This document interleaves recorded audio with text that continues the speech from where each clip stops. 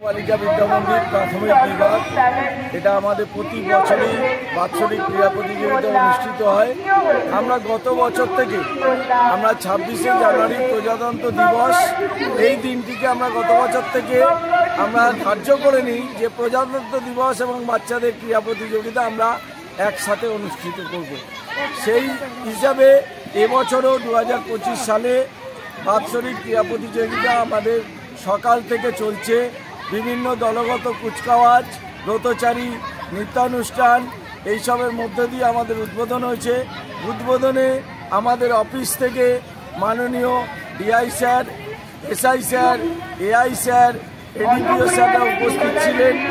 এখান থেকে আমাদের বিদ্যালয়ের সভাপতি এবং কাউন্সিলর 121 নম্বর ওয়ার্ডের মাননীয় রূপক গাঙ্গুলি মহাশয় এবং কর্পোরেশনের এমআইসি রোড অভিজিৎ মুখার্জি আমাদের মধ্যে উদ্বোধনের সময় উপস্থিত ছিলেন।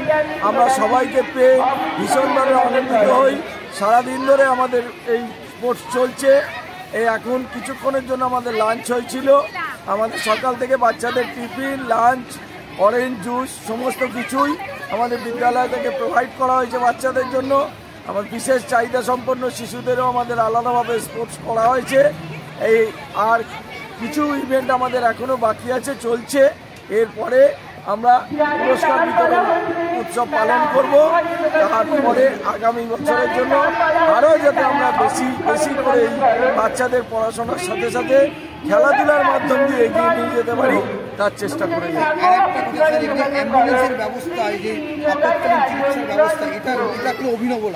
এটা হচ্ছে সবচেয়ে বড় জিনিস হচ্ছে যে কোনো প্রোগ্রামে খেলাধুলায় বিশেষ করে আমরা দেখেছি যে বাচ্চাদের যে কোনো রকম আকস্মিক দুর্ঘটনা ঘটে, পড়ে যায়, হাত পা ভেঙে যায়।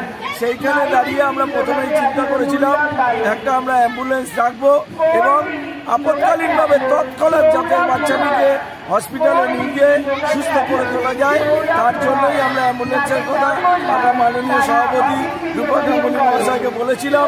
উনি সকাল থেকে অ্যাম্বুলেন্স ব্যবস্থা করে দিয়েছে এবং আমাদের মাঠে রয়েছে। সাথে সাথে প্রতিটি শিশুর জন্য আমরা জলেরও ব্যবস্থা রেখে দিয়েছিলাম যাতে কোনো রকম জলে খাওয়ার প্রবলেম না হয়। গ্লুকন ডি রেখেছিলাম যাতে অসুবিধা না হয়, এই জন্যই আমরা অ্যাম্বুলেন্সটা রেখেছিলাম।